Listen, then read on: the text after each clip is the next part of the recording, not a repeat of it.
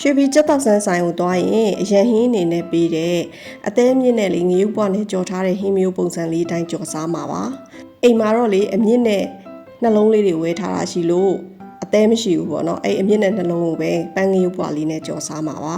ရေဦးစုံကျက်သွန်ဒီနဲ့ပန်းငရုပ်ပွားကိုအတုံးခတ်သေးလေးလီရပါတယ်ချီလီတာတော့နည်းနည်းလေးကြီးသွားတယ်နော်ဆိုင်ရဟာဆိုရင်တော့လေဒီတက်ပူပြီးသေးတယ်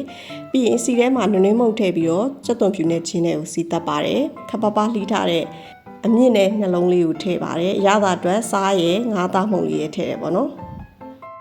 ခဏလောက်မွေးပြီးရင်ကလီစာတွေကရေတွေထွက်လာသည့်အထိကိုအဖုံးအုပ်ပြီးတော့တည်ထားပါမယ်ရေခမ်းပြီဆိုရင်စီပြန်လာပြီဆိုရင်ခဏလောက်မွေးပြီးတော့ခုနကတော့အသင့်လှီးထားတဲ့ကြက်သွန်ဒီနဲ့ငရုပ်ပွားအတုံးတုံးလေးတွေကိုထည့်တယ် QC နည်းနည်းထည့်တယ်ပေါ့နော်ကျက်တောက်ဆန်းဆိုင်မှာစားတဲ့အရန်ဟင်းလေးကတော့သူကတော့အရေးဆက်ဆက်လေးနဲ့ပေါ့နော်ချီလီတို့ကတော့ဒီနေရာမှာခက်ချက်ချောက်ပဲလှုပ်ထားပါတယ်